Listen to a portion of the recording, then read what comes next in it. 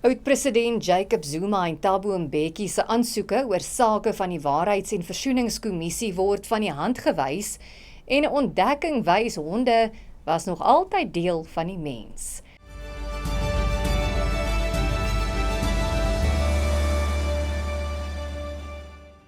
Goeiemiddag en baie welkom by die Afrikaanse Visuele Nuusbulletin op Pretoria FM. Ek is Esmerie Eysel.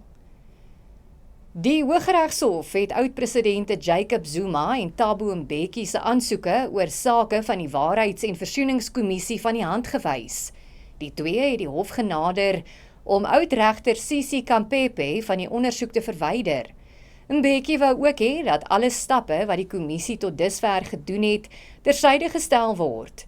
Die hof het egter bevind dat hulle regspanne nie die korrekte regsproses gevolg het nie en dat die aansoek daarom ongeldig is.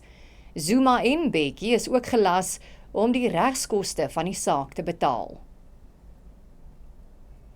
Transnet moet nou 'n tender vir die beveiliging van sy sentrale infrastruktuur ter waarde van R300 miljoen heroorweeg. Dit volg nadat die Hooggeregshof in Gauteng bevind het dat die aanvanklike toekenning daarvan onreëlmatig en ongeldig was. Fidelity Security Services het in die hof aangevoer dat die toekenningsproses wat in Augustus verlede jaar aan Sinkobile Equestrian Security Services gemaak is, onreëlmatig was. Transnet het die tender vir net 3 dae geadverteer, terwyl die regulasies van die tesourie vereis dat dit vir minstens 21 dae geadverteer word. Transnet sê dat Fidelity gediskwalifiseer is omdat hy versuim het om die verpligte 80% tegniese funksionaliteitsdrempel te bereik. Die Forum vir Suid-Afrika, FOSA, eis die onmiddellike afdanking van die minister van Sport, Kuns en Kultuur, Guyton McKenzie, na ernstige beweringe teen hom gemaak is. FOSA sê McKenzie het na bewering aan 'n gevangene toegang tot kommunikasietoestelle gegee, wat veldtogaktiwiteite van binne die tronk moontlik gemaak het.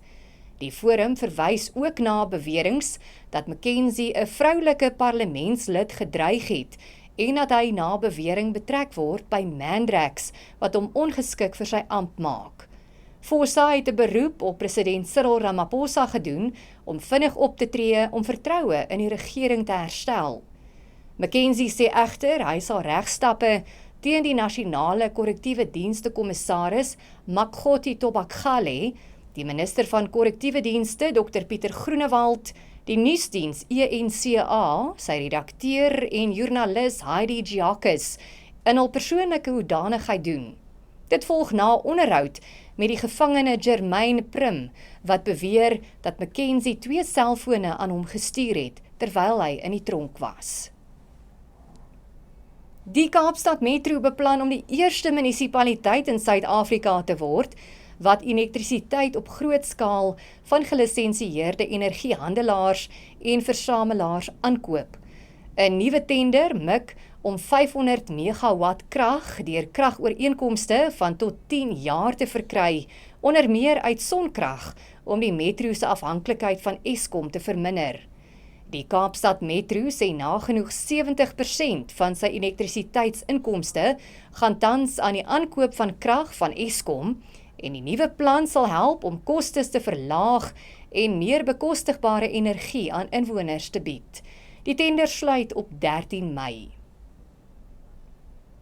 Die DA in die Wes-Kaap het die Kaapstad Internasionale Lughawe geluk gewens, nadat hy vir die 11de agtereenvolgende jaar by die Skytrax Wêreld Lughawe toekennings as die beste lughawe in Afrika aangewys is.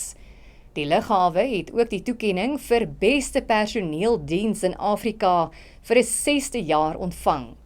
Volgens die DA toon nuwe syfers sterk groei met internasionale passasiers wat in Februarie met 10% en binnelandse passasiers wat met 8% toegeneem het. En 'n klein kakebeen wat in Gauls grot in Engeland ontdek is, het wetenskaplikes se begrip van die verhouding tussen mens en hond verander.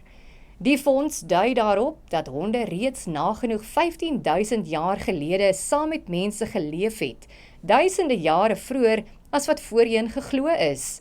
Professor Sandra Swart van die Universiteit Stellenbosch het gesê die fossiel is 'n deurbraak, aangesien daardeur DNS-ontleding bewys is dat sekere oorblyfsels wat as wolwe beskou is, eintlik honde is.